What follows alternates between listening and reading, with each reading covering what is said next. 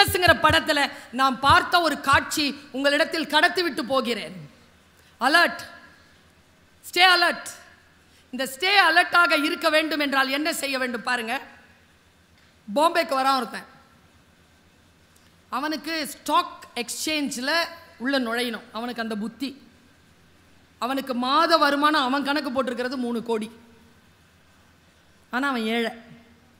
உள்ளே போயிட்டானா அவனுக்கு கிடச்சிரும். அங்கே ஒரு பாஸ் இருக்கார். நீங்கள் பாருங்கள், பிஸ்னஸ்ங்கிற படத்தை பாருங்கள். உள்ளே போகிறான், உள்ளே அனுப்பவே மாட்டேங்கிறாங்க அவனை.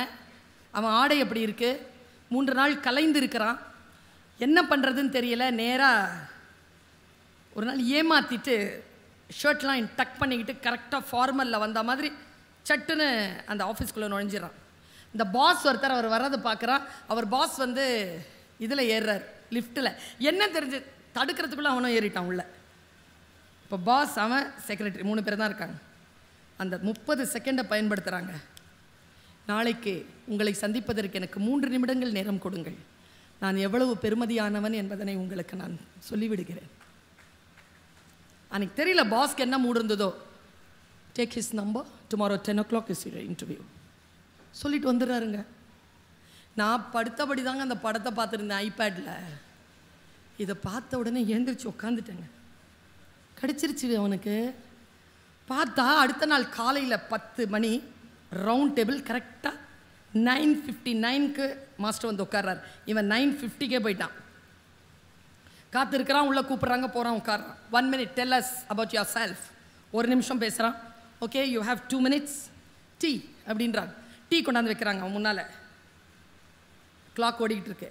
5 செகண்ட் போயிடுச்சு. அந்த டீயில் துப்புங்கிறார். 2 செகண்ட் போயிடுச்சு. You have 1 minute 40 seconds. துப்பு. அப்படி துப்புறான். You have 1 minute 35 seconds. 10 ரூபாய்க்கு இந்த ரவுண்ட் டேபிளில் இருக்கிறவங்களுக்கு இந்த டீயை வித்துரு. ஒவ்வொருத்தரும் எப்படி தெரியுமா இருக்கிறான்? ஒருத்தன் சிங்கம் மாதிரி இருக்கிறான், ஒருத்தன் புலி மாதிரி இருக்கிறான், ஒருத்தன் ஃபுல்லாக எருது மாதிரியே இருக்கிறான், ஒருத்தன் யானை மாதிரி இருக்கிறான். இத்தனை பேருக்கு நடுவில் தான் துப்புனதை எல்லாம் பார்த்துட்டானுங்க. 10 ரூபாய்க்கு விற்கணும். யோசிச்சுட்டே இருக்கிறான். 40 செகண்ட் போயிடுச்சு. தடுமாறுறான். பார்க்குறான் ஒவ்வொருத்தரையும். கிளாக் போய்கிட்டே இருக்க. கடைசியாக 5 செகண்ட்ஸுங்க. என்ன தெரியுமா பண்ணா? பேக்கெட்டில் இருந்து 10 ரூபாய் எடுத்து போட்டு நான் இதை விற்றுக்கிட்டேன்ட்டு குடிச்சிட்டான். கம்பெனிக்கு 10 ரூபா இருந்தா நான் குடிச்சிட்டேன். ஹி வாஸ் அப்பாயிண்டட் அப்படின்னு அந்த பிஸ்னஸ் படம் சொல்லுது. இதை புரிஞ்சுக்கிறதுக்கே நின்று நிதானமாக இந்த படத்தை பார்க்கறதுக்கே ஒரு புத்தி இருக்கணுமே நமக்கு. வெள்ளையா இருக்கிறவன் பொய் சொல்ல மாட்டான், இங்கிலீஷில் பேசுகிறவெல்லாம் புத்திசாலி. யார் சொன்னது? யாருங்க சொன்னது? நான் சொன்னேன், இனிமேல் கர்ம வீரர் காமராஜரை யாரும் கருப்பு காந்தி என்று சொல்லவே கூடாது.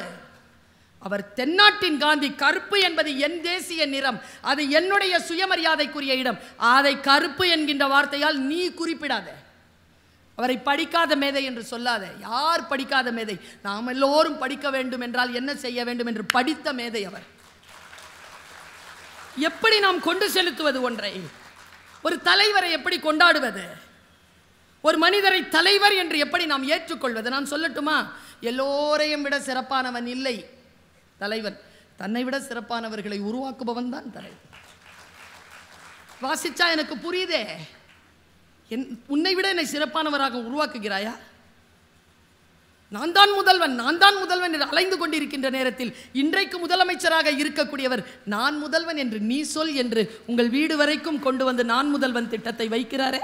நம்ம கிட்ட ஒரு நோய் இருக்குங்க. ஃப்ரீயா கிடைச்சா ஃபினாயில் தானே பரவாயில்ல, ஃப்ரீயா கிடைக்குதுன்னா குடிச்சிருவோமா? புக்கு மட்டுங்க ஃப்ரீயா வாங்காதீங்க, காசு கொடுத்து வாங்குங்க. ஏங்க அது சரஸ்வதிங்க, லக்ஷ்மி கொடுக்கணுங்க. நான் இந்த லக்ஷ்மி சரஸ்வதின்னு சொன்னதுனால சொல்கிறேன். ஒரு 10 நாளைக்கு முன்னால் ஒரு ரவிவர்மா ஓவியம் பார்த்தேன். ஒரு புக்கில் அழகாக போட்டிருக்கு. அதில் நல்ல ஒரு பிங்க் கலர் சாரியில் லக்ஷ்மி உட்கார்ந்துருக்காங்க பத்மாசனம், பியூட்டிஃபுல்லுங்க. ரவிவர்மா வந்து 1000 வருடங்கள் ஓய்ந்து கிடந்ததற்கு பின்னர் வாராதது போல் வந்த மாமணி போல வந்த ஒரு அற்புதமான ஓவியன் வரைஞ்சிருப்பான். பேரழகா இருப்பாங்க லக்ஷ்மி. அவங்க கை அந்த அந்த அந்த அந்த கை வச்சிட்டு இருப்பாங்கல்ல. அப்புறமா லக்ஷ்மி காடஸ், லக்ஷ்மி இறைவியினுடைய அந்த படங்களை பார்த்துருக்கேன். அவங்க ஒரு தங்க குடம் வச்சுருப்பாங்க, பார்த்துருக்கீங்களா? ரெடியாக இருக்கும் நமக்கு கொடுக்கறதுக்கு. பிரார்த்தனை பண்ணுறது தான், டக்குன்னு கொடுத்துருவாங்க. இது எப்படி தெரியுமா வாங்கினாங்க அவங்க விஷ்ணுவனுடைய கால் பிடித்து 12 காலமாக செய்த ஊழியத்தின் பலனாக விஷ்ணு அவர்களிடம் கேட்டார்களாம், எனக்கு ஒரு வரம் தாருங்களேன், என் பக்தர்களுக்கு நான் ஏதேனும் தர வேண்டும். உடனே மகிழ்ந்த விஷ்ணு சொன்னாராம், உன்னிடத்தில் யார் வந்து கேட்டாலும் அவர்கள் வாழ்க்கை நிறைவாக இருக்கும்படியாக செல்வத்தை தரக்கூடிய ஒரு வரத்தை உனக்கு தந்தேன் என்று சொன்னாராம்.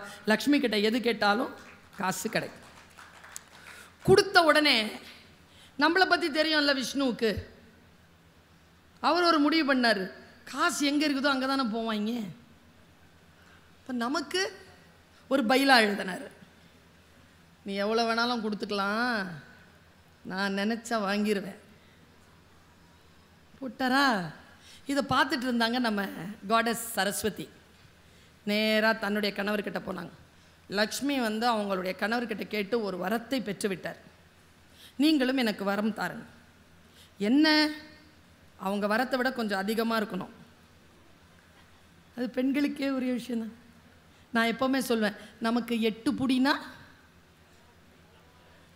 அடுத்தவங்களுக்கு 10 புடி, நமக்கு 10 புடி வேணும். அவங்களுக்கு 10 புடி வந்துருச்சுன்னா நமக்கு 12 புடி செயின். கொஞ்சம் கூடுதலாக சொல்ல, நான் என்ன செல்வம், எல்லா செல்வத்திலும் செல்வத்துள் செல்வம் அச்செல்வம். அவங்க எவ்வளோ கொடுத்தாலும் அதற்கெல்லாம் தலையாய செல்வமாகிய கல்வி செல்வத்தை உன்னை கேட்டால் தரும்படியாக நீ இரு அப்படின்னு உடனே அந்த அம்மா கம்முன்னு தான் இருந்தாங்களாம். போக மாட்டோமே, நம்ம போவோம்.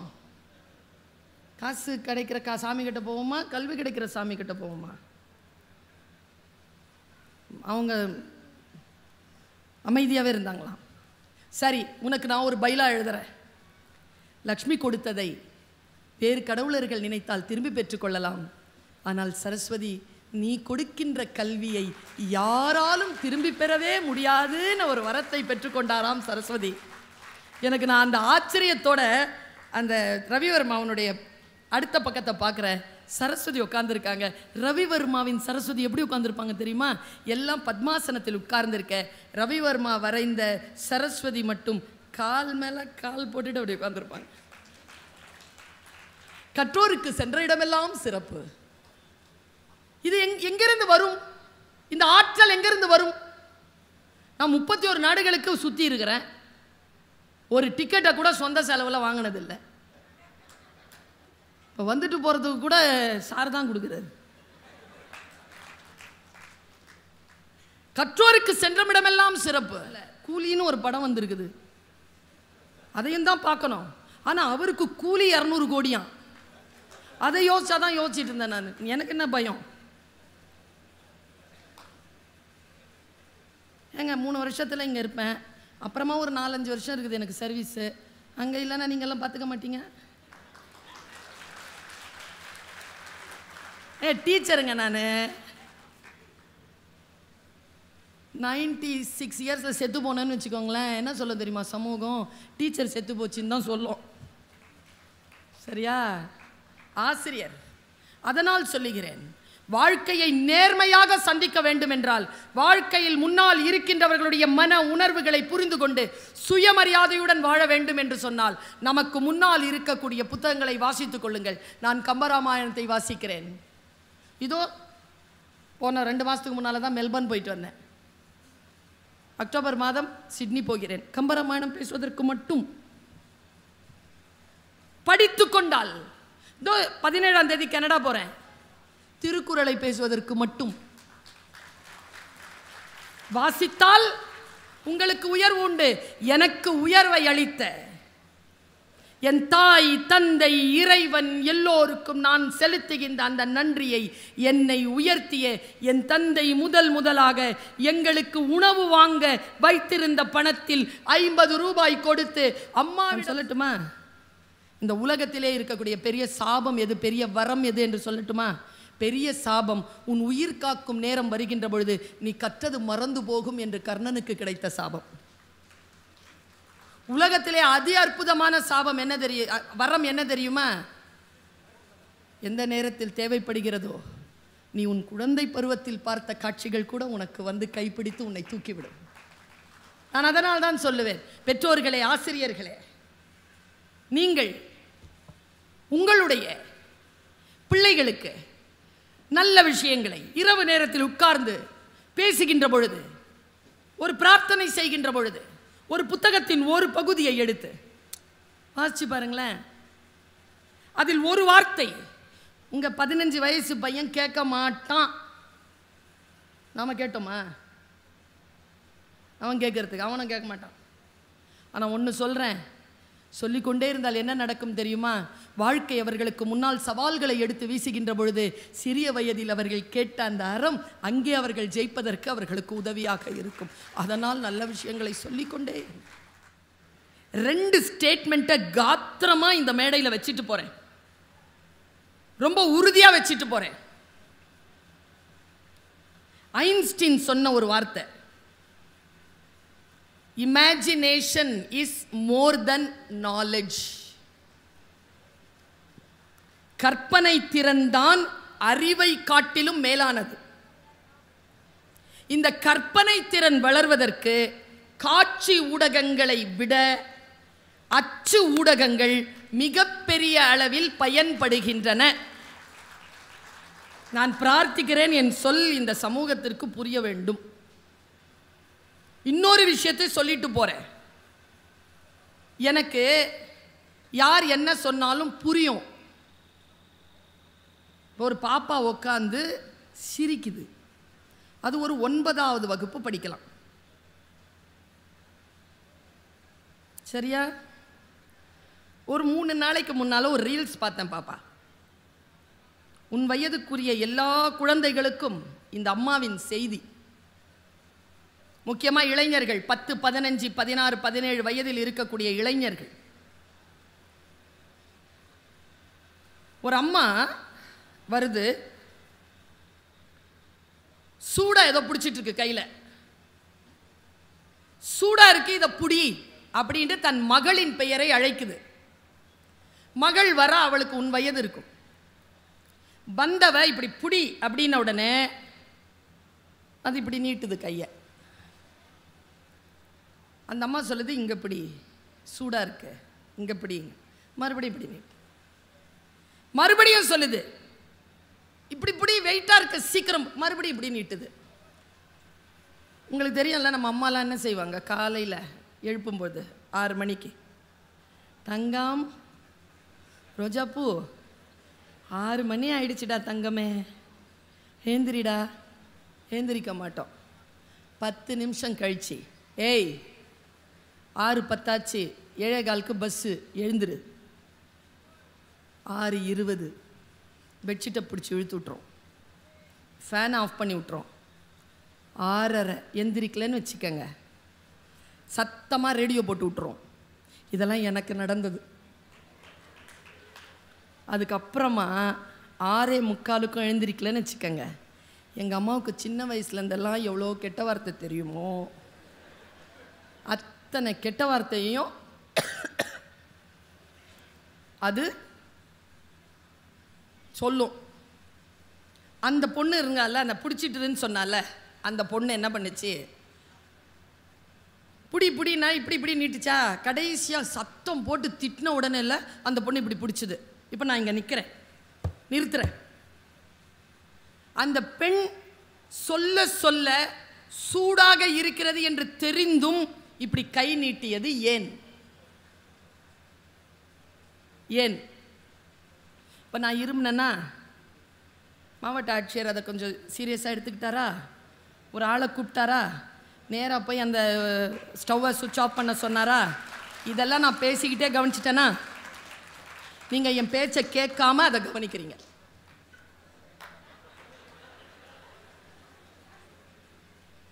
புத்தகங்கள் என்ன செய்யும் தெரியுமா? நீங்க என்ன வேலை செய்யணுமோ அந்த வேலையை செஞ்சுக்கிட்டு உலகம் முழுக்க என்ன நடக்கிறது என்கின்ற கவனத்தை உங்களுக்கு கொண்டு வந்து சேர்க்கக்கூடிய ஆற்றலை புத்தகங்கள் தரும். ரீடிங் ஹேபிட் எவ்வளவு பெரிய விஷயம் தெரியுமா? ரீடிங்கிறது. நான் தான் சொல்றேன், ஏன் அந்த பெண் அப்படி நின்னா? ஏன் அவ கையை இப்படி நீட்டுனா? அவளுக்கு அறிவு இல்லையா? இப்படி நீட்டுனா கேக்கு சுற்றுறோம் அப்படின்ற அறிவு இல்லையா? இருந்தாலும் அவ ஏன் அப்படி செஞ்சா தெரியுமா? நான் ஆசிரியை, அதனால் திடீரென்று ஒருவர் மீது அப்படியே பழி போட்டுற மாட்டேன். மாவட்ட ஆட்சியரும் இருக்கிறார். சொல்கிறேன், 25 ஆண்டு காலமாக நான் ஆசிரியராக இருந்திருக்கிறேன் ஐயா. நான் ஆசிரிய பணியில் வெள்ளி விழா நாயகி. ஒரு விஷயத்தை சொல்றேன், என் வகுப்பில் இதுவரைக்கும் யாரும் ஒருத்தர் கூட ஃபெயில் ஆனதில்லை. அடிக்குறிப்பு ரெட்லைன் சரியாக ஃபெயிலாக விட்டதில்லை. புரிஞ்சுக்கணும்ல, அந்த குழந்தை ஏன் இப்படி நீட்டுது, ஏன் இப்படி பிடிக்க மாட்டேங்குது. எங்கள் அம்மாட்ட போய்க்க நான் கேட்டேன், அம்மா இந்த பொண்ணு இப்படி பண்ணுது ஏமா? அது தெரியாதா உனக்கு? எங்கள் ஊரில் சொல்லுவாங்க, எங்கள் அம்மா காயல்பட்டினத்துக்காரங்க, எங்கள் ஊரில் சொல்லுவாங்க, ஒரு மருமக இருந்தாலாம், அவள் ஓரம் மட்டும் பெருக்க மாட்டாளாம். மாமியார் கேட்பாங்களாம், ஓரம் பெருக்கலாம்ல, அது பெருக்காதான். உன்னை நல்ல குடும்பத்துலேருந்து தானே எடுத்துகிட்டு வந்தேன், என் பையன் இவ்வளோ நல்லா சம்பாதிக்கிறான், உனக்கு கொஞ்சமாவது புரியணும்ல, ஏன் இப்படி பண்ணுற அப்படின்னு 4-5 திட்டு வாங்கின உடனே சரி மாமி அப்படின்ட்டு கரெக்டாக பெருக்குமா. அடுத்த நாள்லேருந்து அதுக்கு ஒரு ஒரு ஆட்டிடியூட் வந்துருச்சு. தொடப்பக்கட்டையை எடுத்துக்கிட்டு நேராக அவங்க மாமி வாசலில் போய் நிற்குமா. மாமி கொடுக்குறத கொடுங்க, வீடு பெருக்கணும்னுமா. மாவட்ட ஆட்சியர் தலை குனிந்ததை ஆமோதிக்கிறார். ஏன் தெரியுமா?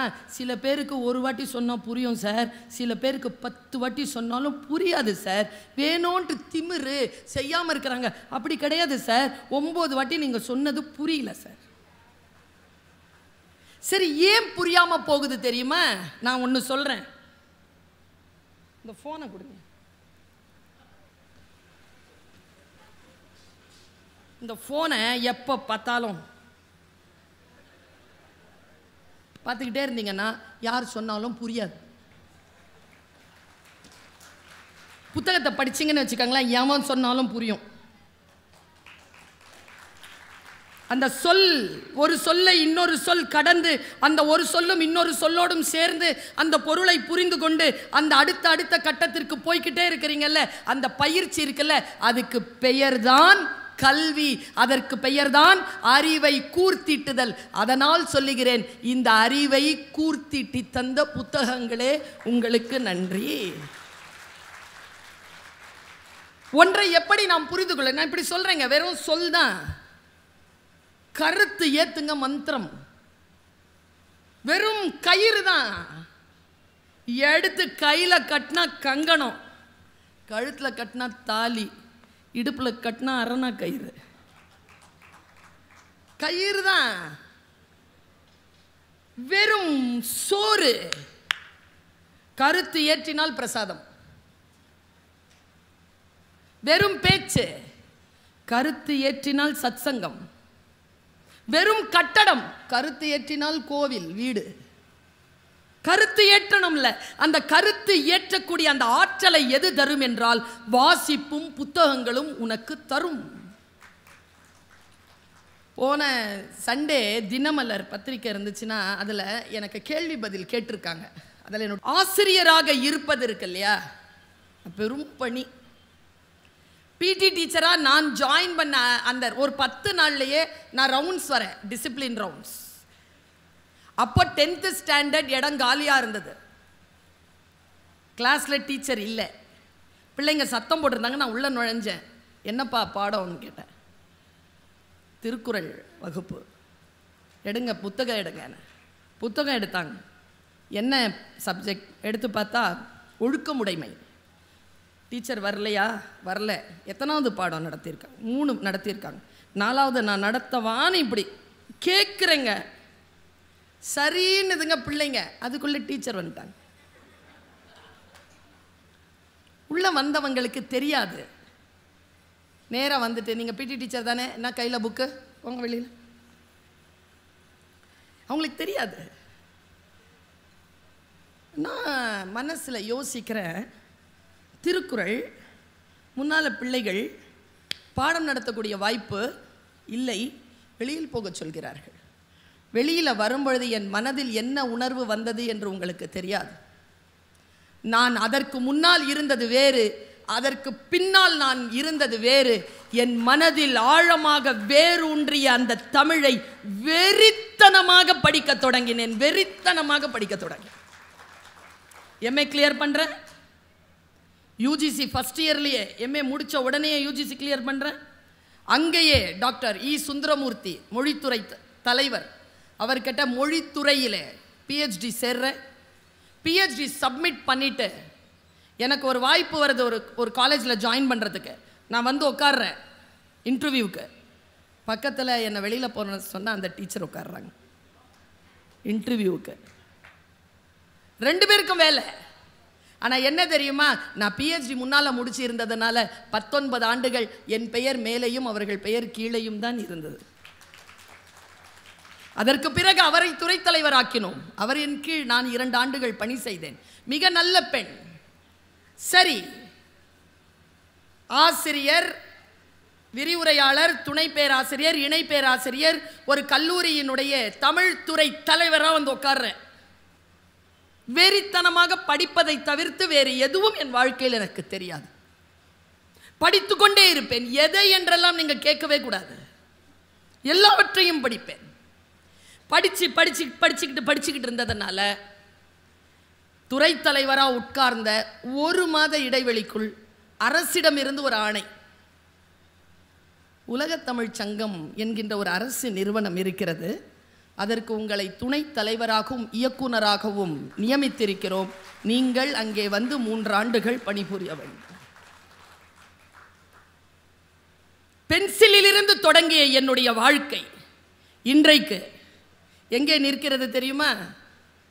கிரீன் பென்ல வந்து நிற்க. புத்தகங்களே உங்களுக்கு நன்றி. ஒரு தவளை இருந்துச்சான், பஞ்சதந்திர கதை. ஒரு தவளை இருந்துச்சு. அந்த தவளை ஜாலியாக ஆற்ற கடக்கிறதுக்கு போகுது. நான் சொல்கிறது தவளைனா தவளை இல்லை, நாம தான் அப்ளிகேஷன். அது பார்த்து அந்த பக்கம் ஒரு தேள் வந்துச்சு. நான் சொன்னது தேள்னா தேள் கிடையாது, நம்மளை பெத்தது, நாம பெத்தது, நம்ம கூட பிறந்தது, நமக்கு பிறந்தது, அதுங்களுக்கு கல்யாணம் ஆணுச்சுன்னா அவங்க வந்து சேர்ந்தது, இல்லை எது வேணாலும் இருக்கலாம். வேலைக்கு போகிறது இடத்துல வந்து சேர்றது, சும்மா தெருவில் நிற்கும் போதே வந்து வாய்க்கிறது, இது எல்லாம் அந்த வகையில் சேரும். பஞ்சதந்திர கதை சொல்லி தருதுங்க, இப்படி சொல்லிது பாருங்க. நான் இன்னைக்கு இதை சொல்லிட்டு போயிடுறேன், வீட்டில் போய் முடிஞ்சால் யோசிச்சு பாருங்க.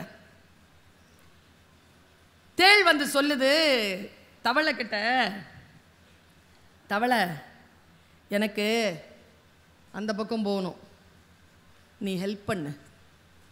தவளை சூப்பர் அறிவு இருக்குல்ல நமக்கெல்லாம், நான் மாட்டேன்ப்பா, நோனோ. தேள் கேட்டுச்சு, ஒய், ஏன் நீ கொட்டுவ, நான் செத்துருவேன், லூசா நீ, நான் உன்னை கொண்டு போய் விட சொல்கிறேன், நான் உன்னை கொட்டுனேன்னா எனக்கு நீச்சல் தெரியாது, நானும் தானே சாவேன், கூட்டிகிட்டு போ. தவளை கன்வின்ஸ் ஆயிடுச்சுங்க, நம்மள மாதிரி. இவ்வளோ சீக்கிரம் கன்வின்ஸ் ஆகிறோம் நாம. அப்பா, என் பிள்ளை இருக்கு, 800 கோடி மக்களும் ஒரு பக்கம்னா அவன் ஒருத்தன் போதும். தப்பு பண்ணிட்டு ஏதாவது வேணா வந்து நிற்பான் பாருங்க. ஆஸ்பத்திரியிலேருந்து டவலில் சுற்றி எடுத்துகிட்டு வரும்போது அந்த மூஞ்சி இருந்துச்சு பாருங்க, அந்த மூஞ்சியில் நிற்பான். ஒன்றும் சொல்ல முடியும். தேள் எப்படியோ கன்வின்ஸ் பண்ணிருச்சு. தவளை முதுகில் ஏறிக்கோ, கொட்ட மாட்டேல்ல, நான் தான் சொன்னேனே கொட்ட மாட்டேன், லாஜிக்கும் சொல்லிட்டா அப்புறம் இது கொட்ட போகிறேன். ஏறு 6 தழும்புது போகுது. ரொம்ப தழும்பு வரும் பொழுது பயப்படுது தேள். தவளை சொல்லுது, பயப்படாத, எனக்கு தெரியும், நீச்சல் தெரியும், நான் கூட்டிகிட்டு போய் விட்டுறேன். கேட்டுக்கிட்டே இருந்துச்சு தேள். கொஞ்சம் தூரம் தாங்க இருக்கும் கரை, ஓங்கி தலையிலேயே கொட்டிருச்சிங்க. இப்போ தேளும் முழுகுது, தவளையும் முழுகுது. கீழே முழுகும்பொழுது தவளை கேட்குது, நாம் எல்லாருமே கேட்குற மாதிரி, உனக்கு நல்லது தானே பண்ண, உன் கூட ஃப்ரெண்ட்ஷிப்பாக தானே இருந்தேன், இப்படி நடு மண்டையில் போட்ட, இப்போ நான் சாவுறேன், நீ தானே சாவுற, அறிவில் உனக்கு, எதுக்கு இப்படி பண்ண அப்படின்னு தவளை கேட்குது. தேள் தந்த பதில் தான் சூப்பர். நீங்கள் இன்றைக்கி வீட்டுக்கு எடுத்துகிட்டு போங்க இந்த மெட்டீரியலை. தேள் சொல்லிச்சான், கொட்டணும்னு கொட்டலை, கொட்டுறது என் இயல்பு. ஜோராக கை தட்டுறவங்க எல்லாம் முழுமையாக அனுபவித்தவங்க. அதை அவர் வேணும்ன்ட்டு செய்ய மாட்டாருங்க, அவருக்கு சட்டுன்னு கோவம் வந்துடும். அவ நல்லவ தாங்க, எங்கேருந்து தான் வருதோ அந்த புத்தி, அப்போ மட்டும் இப்படி பண்ணிடுவான். இது எனக்கு புரிகிறது என்றால் நான் தேளோட வாழ்வேனை தவிர முதுகில் ஏற்ற மாட்டேன்ல. இதை சொல்லித் தருகின்றன புத்தகங்களே நன்றி. என் வாழ்க்கையை காப்பாற்றுகிறாய், நன்றி. உங்க குழந்தை ஃபர்ஸ்ட் மார்க் வாங்கணும்னு நினைக்காதீங்க. புரியுதா, புரிஞ்சு படிக்குதா, ஒரு கேள்விக்கு அதற்கு அதன் மொழியில் தான் பதில் சொல்ல தெரியும். அந்த மொழி உங்கள் முதல் மதிப்பெண் எடுப்பதற்கு போதுமானதாக இல்லாமல் இருக்கலாம். என்னை போல நான் 10வது ரேங்க் தான் வாங்குவேன். முதல் ரேங்க் வாங்கின பெண் இன்னைக்கு எங்கே இருக்கான்னு தெரில. 10வது ரேங்க் வாங்கின நான் எங்கே இருக்கிறேன்னு முதல் ரேங்க் வாங்கின பொண்ணுக்கு தெரியும். படிப்பு இருக்குல்ல, விஷயம் புரிஞ்சுக்கிறீங்கல்ல, வார்த்தைகளை புரிஞ்சுக்கிறீங்கல்ல. இன்றைய தலைமுறைக்கு நாம் தரக்கூடிய மிக முக்கியமான செய்தியை இந்த மேடையை பயன்படுத்தி சொல்லிட்டு போறேன். நிறைய இளைஞர்கள் இருக்கிறீர்கள். சென்னையிலிருந்து நான் 2:30 மணிக்கு விமானம், எனக்கு 1:30 மணிக்கு நான் விமான நிலையத்திற்கு வருகிறேன். வீட்டிலிருந்து 12:20க்கு கிளம்பினேன். அங்கிருந்து 20 நிமிடத்திற்குள் விமான நிலையத்திற்கு வரலாம், வரவே முடியலை, நெரிசல். ரொம்ப சிரமப்பட்டு வண்டி ஓட்டிட்டு வரேங்க.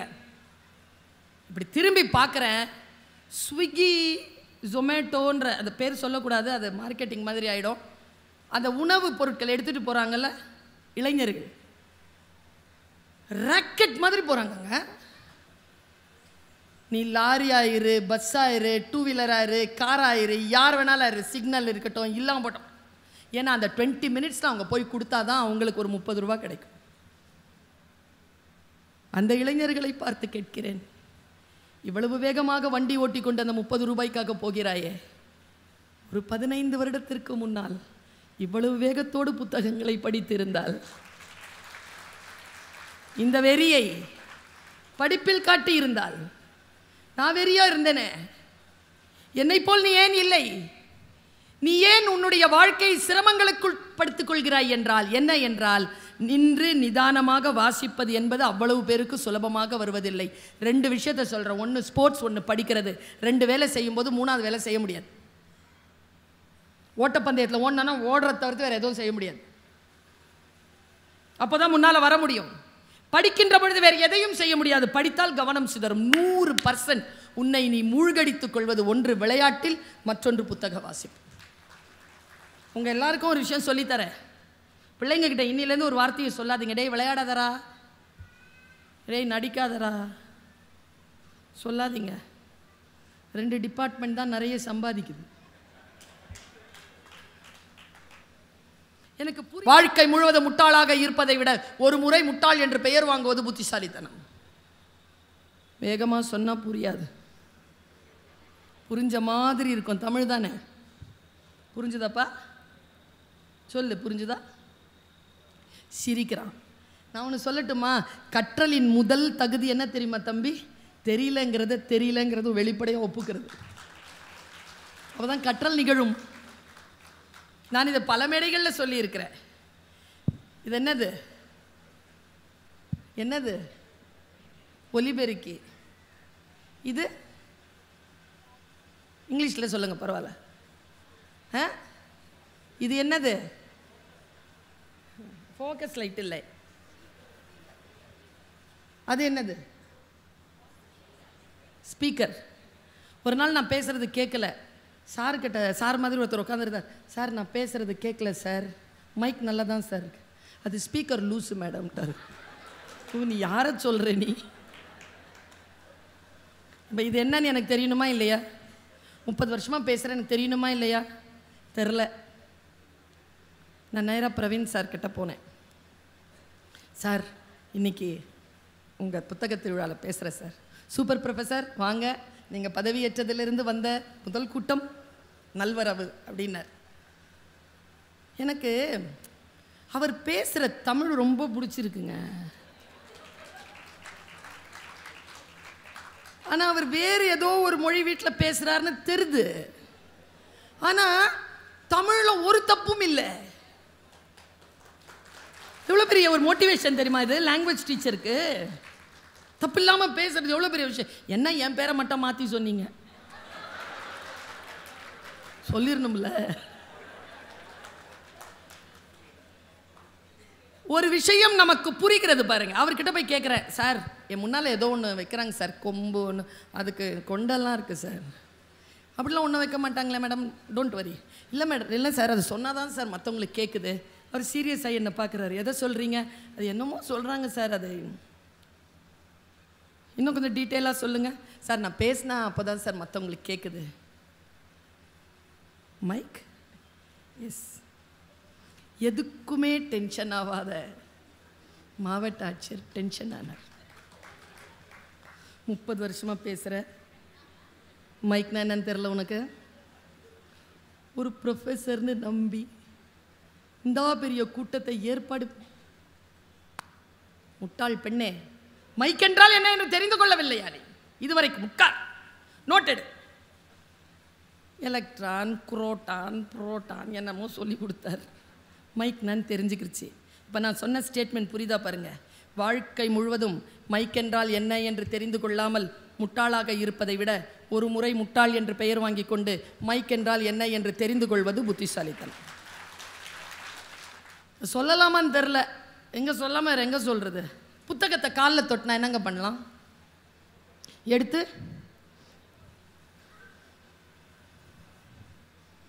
அரபியில் ஏதோ எழுதி போட்டிருக்கு, சமஸ்கிருதத்தில் ஏதோ எழுதி போட்டிருக்கு. காலை மிதிச்சிட்டிங்க, என்ன பண்ணுவீங்க? எடுத்து அதில் யாரோ ஒரு வில்லகம் பிடிச்சவன் கெட்ட வார்த்தை எழுதி வச்சுருக்கான். படித்தா தானே தெரியும் அது கண்ணில் ஒத்திக்கிறதா கிழிச்சு போடுறதான்னு.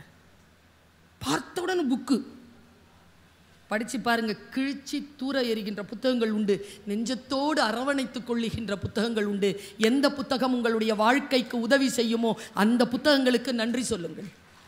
ஒரு புத்தகத்திற்கு ஆக பெரிய அவமரியாதை எது தெரியுமா? வன்முறை எது தெரியுமா? அதை படிக்காமல் விடுவதுதான்.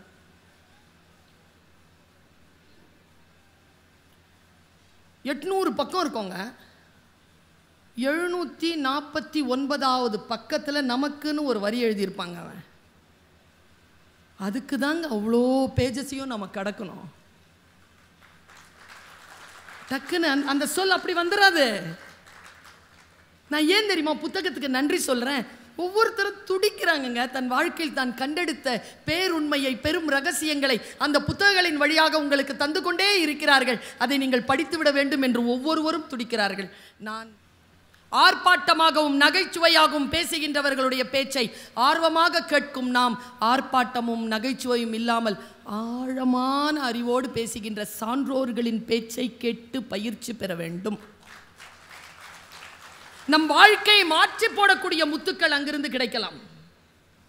என்னுடைய அப்பா சொல்லுவார், கடல் முழுக்க தண்ணி இருக்குங்க, உள்ள ஒரு சிப்பி வாய் திறந்து மூடிக்கிட்டு இருக்கோம், பார்த்துருக்கீங்களா?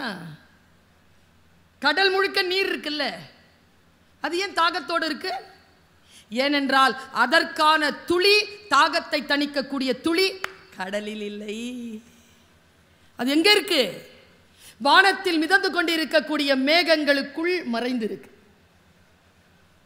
கரெக்டா அது வரணும், மழையா விழணும், ஆழ்கடல்ல போகணும், சிப்பி வாய்த்திருந்து மூடுகின்ற அந்த பிசிக்ஸ் இருக்குல்ல, அது அங்க ஒர்க் அவுட் ஆகணும். அப்ப அதை உள்ள போய் உட்காரம் பாருங்க, அது வெறும் துளி அல்ல, முத்தாக மாறும். உங்கள் வாழ்க்கையை மாற்றி போடுகின்ற துளிகள் இதோ நேர போனா இருக்கு. 200 அரங்கங்களுக்கு மேல இருக்குல்ல, அங்க கொட்டி கிடக்கின்ற கோடானு கோடி புத்தகங்களுக்குள் உங்கள் சொல் எனும் மந்திரம் நீர்த்துளி என்கின்ற முத்து மறைந்திருக்கிறது. நான் மந்தைகளில் ஒரு ஆடு இல்லை, நான் மந்தையிலிருந்து பிரிந்து போன ஒரு ஆடு. என்னுடைய பாதையும் சரியாக இருக்கலாம். இப்படி ஒருத்தர் எழுதுறாங்க, மந்தையிலிருந்து பிரிந்து போன ஒரு ஆட்டின் பாதை சரியாக கூட இருக்கலாம். இப்படி ஒரு ஐக்கு. யோசிக்கிறேன், என்னை யோசிக்க வைக்கிறது லேட்டரல் திங்கிங் என்பார்கள், பக்கவாட்டில் யோசிப்பது அனலிட்டிக்கல் திங்கிங் என்பார்கள், கிரிட்டிக்கல் திங்கிங் என்பார்கள். ஒவ்வொன்றையும் நான் சிந்திப்பதற்கு எனக்கு வாசிப்பு துணை செய்கிறது. பல நேரங்களில் நமக்கு சில விஷயங்கள் புரியறதில்லை. எனக்கு உறவு புரிய தொடங்கி 28 வருஷத்துக்கு அப்புறமா தான் நான் பிறந்து எனக்கு உறவுகளினுடைய மேல் கீழே அசைறது ஆடுறதெல்லாம் புரிஞ்சது. 28 வருஷம் ஆயிடுச்சு. சிலதுக்கு 60 ஆனாலும் புரியல. இது ஏன் இப்படி இருக்குது புரியல. எனக்கு 28 வயசுல புரிஞ்சுது. இங்க பாருங்க எப்படி புரிந்தது. வாசிக்கிறேன், ஒன்றை இன்னொன்றின் மீது அப்ளை செய்கிறேன். என் வாசிப்பு பலன் எனக்கு அப்ளிகேஷனை கொடுக்குது. அப்ளிகேஷன் மனநிலையில் அந்த மனிதரை நான் விசாரிக்கிறேன். நான் எல்லா டீச்சர்ஸையும் சொல்றது, எல்லா போலீஸ் ஆஃபீஸர்ஸ்க்கும் சொல்றது, எல்லா வக்கீல்களுக்கும் சொல்றது, எல்லா அதிகாரத்திலே இருக்கக்கூடியவர்களுக்கும் சொல்றது, NLP படிங்க, neuro linguistical program. Neuro linguistical program, நரம்புகள் இருக்கல, அதனுடைய அசைவுகளில் ஒரு மொழி உண்டு. நரம்புகளின் அசைவுகளில் உங்கள் முன்னால் இருக்கின்றவர்களுடைய நரம்புகள் எப்படி அசையுதுன்னு வச்சுக்கிட்டு அவன் என்ன நினைக்கிறான்னு உங்களால சொல்லிட முடியும். இதுக்கு ஒரு படிப்பு இருக்குங்க.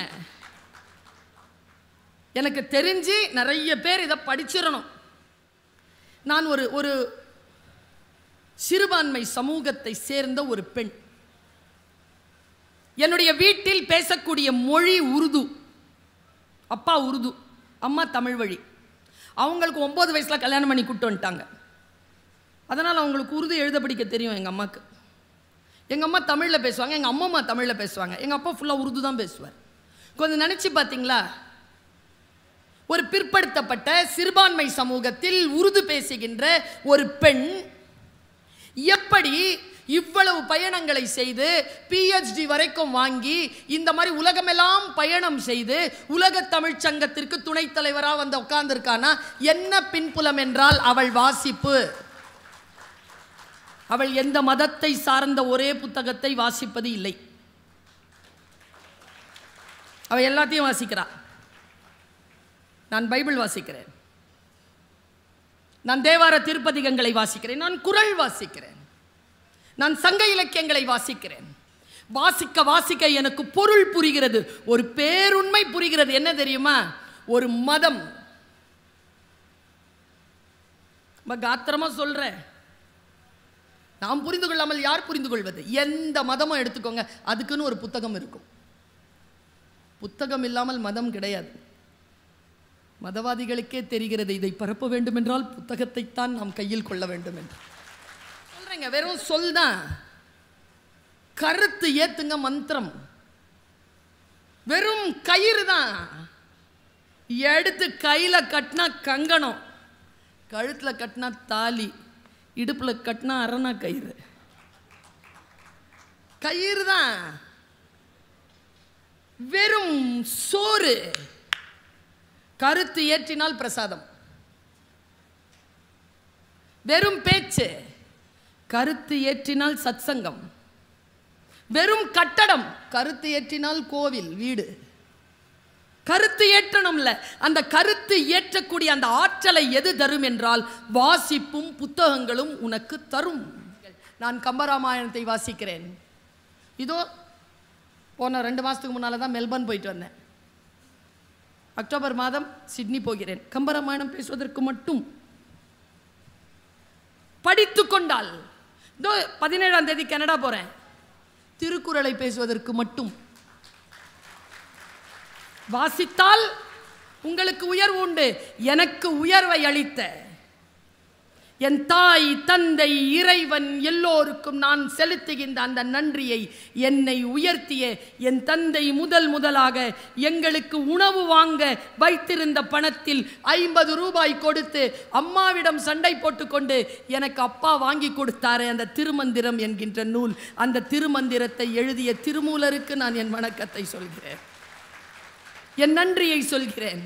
கம்பருக்கு, பாரதிக்கு, பாரதிதாசனுக்கு, பட்டுக்கோட்டைக்கு நான் என் நன்றியை சொல்லுகிறேன். நவீன எழுத்தாளர்களுக்கெல்லாம் நான் என் நன்றியை சொல்லுகிறேன். என்னை செதுக்குகின்ற புத்தகங்களே, உனக்கு கோடானு கோடி நன்றிகள். நீ இன்னுமாய் பலரை செதுக்குவதற்காக புறப்பட்டு வா, உன்னை விரித்து வாசிக்க காத்திருக்கிறோம். நன்றி, வணக்கம். இந்த தகவல் உங்களுக்கு பிடிச்சிருந்தா லைக் பண்ணுங்க, உங்க ஃப்ரெண்ட்ஸுக்கு ஷேர் பண்ணுங்க, மறக்காம எங்க சேனலுக்கு சப்ஸ்கிரைப் பண்ணுங்க.